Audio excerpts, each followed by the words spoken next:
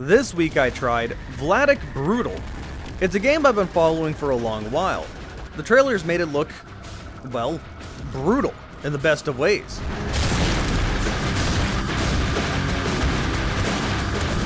What I assumed this game would be was something along the lines of Brutal Doom. Instead, I got Russian Half-Life. Look at this. That's just Half-Life. Hey, Jarek here. And even though I've been following this game, I somehow missed the release. Next thing I knew, it was out, and everyone was tweeting at me to play it.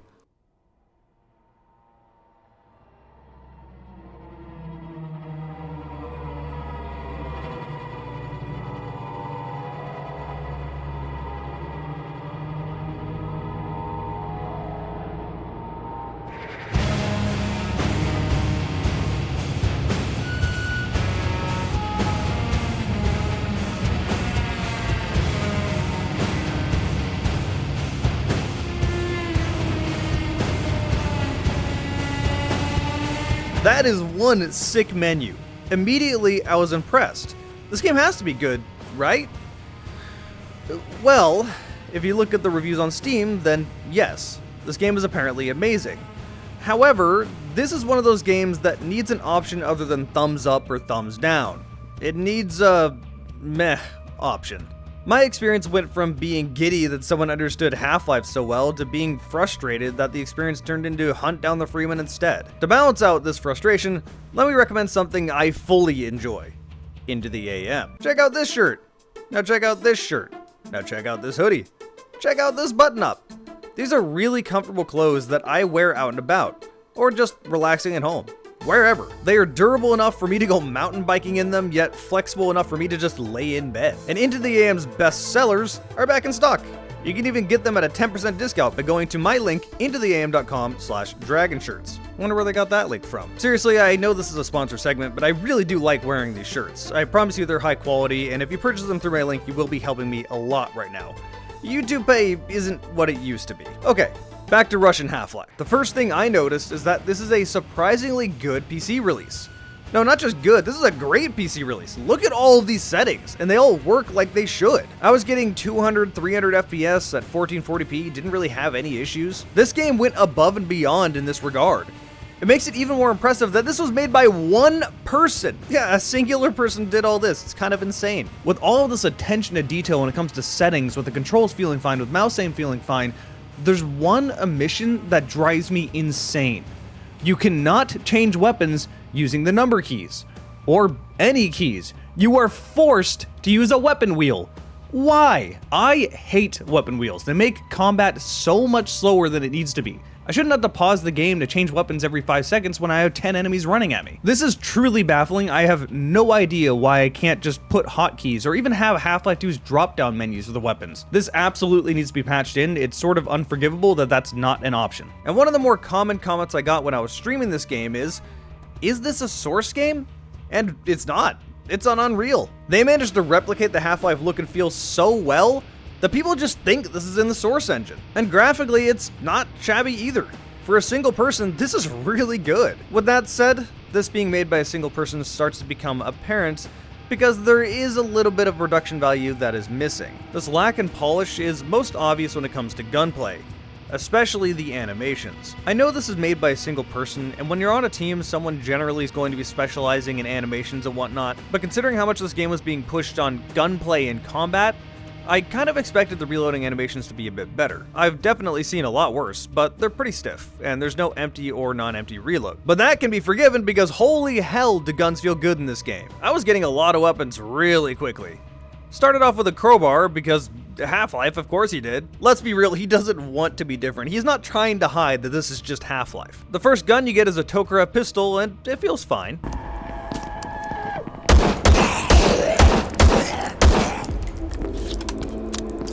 The revolver is basically identical to the Half-Life 2 revolver, even in the ammo reserve that you carry. This is not a bad thing. This thing slaps.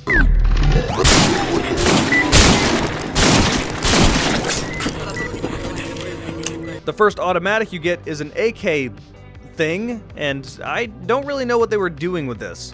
because later on you get a VSS, which basically invalidates this AK and makes me confused as to why there's no true SMG. It means this AK is filling the role of an SMG while not really working like one, yet being less effective than the VSS. It's the only gun in the game that just becomes completely invalidated and you really won't use it. There's plenty of Russian SMGs, why didn't you just choose one of them? Anyway, you get the best kind of grenades, contact grenades. Yes, I love contact grenades. They're more satisfying than anything else. There's so many uses for them. They're just so good. You get an RPG as your standard explosive. You get a sniper that sucks for many reasons I'll explain later. And you'll get the most powerful weapon of all, the one you use more than anything else, your shotgun.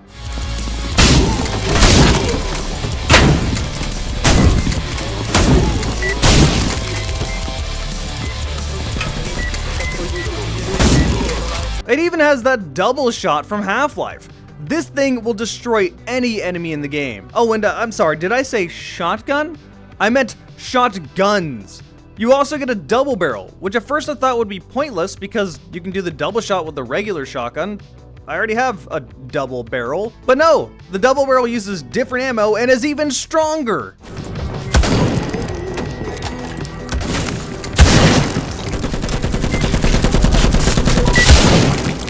You will use the shotguns more than anything else in this game, I guarantee it. And if you aren't, you're doing it wrong.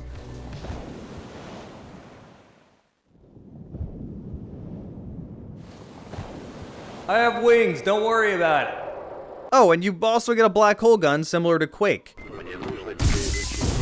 Oh my god.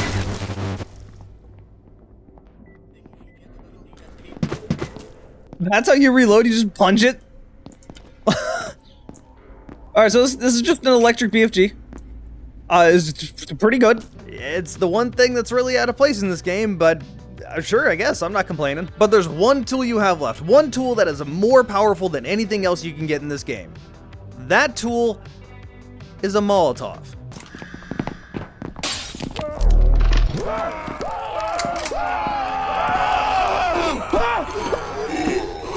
Okay, I'm kind of hamming it up a little bit, but I'm mostly being serious.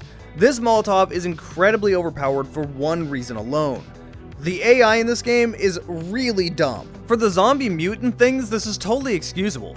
In fact, these are great enemies with lots of variety. There's a mother zombie that spawns evil zombie children that explode when you shoot them. I'm not kidding. There's an invisible mutant that's really hard to see.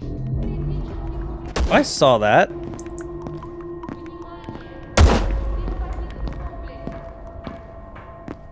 Okay.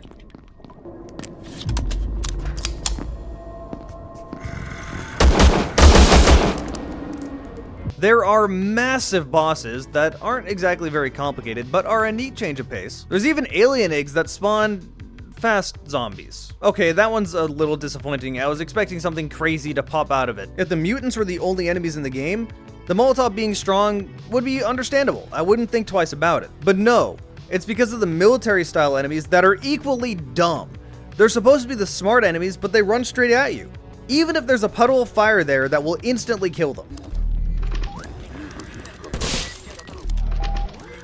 Come kill me. I dare you.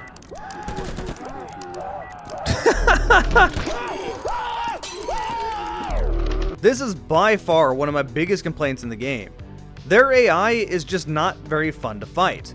I mean, hell, they even do that Black Mesa thing where they run straight at you and then strafe with perfect accuracy and they never slow down, making them really annoying to shoot at. This both is frustrating to fight against and breaks you out of the game. Like, this doesn't look right, this doesn't feel right, everything about it is bad. Oh my god, he just kept shooting through the box. Okay, before I ramble anymore, what's actually going on in this game? You are a Russian prisoner. At the start of the game, you get paraded around this compound just like Half-Life 2. There's even a citadel you have at home. A big evil boss is gonna be at the top of that, you just know. But then it turns into Half-Life 1 and you get sent into the test chamber. The experiment predictably goes wrong, releasing all of this Half-Life Alyx Zen fauna looking stuff around that turns people into mutants. This game really is just a mashup of Half-Life 1 and Half-Life 2.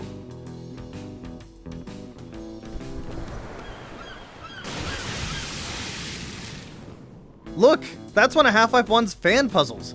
That right there is just a Half-Life 1 platforming section.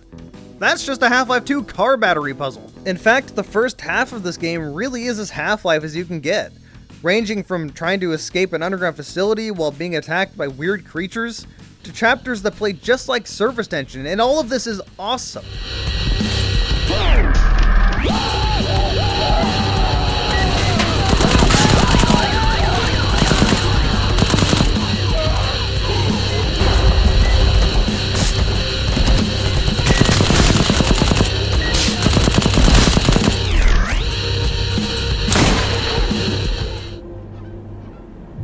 Now we're playing Metro? Okay, it's literally Metro. Well, after hours of gameplay, you'll come to find out you've been framed for the accident.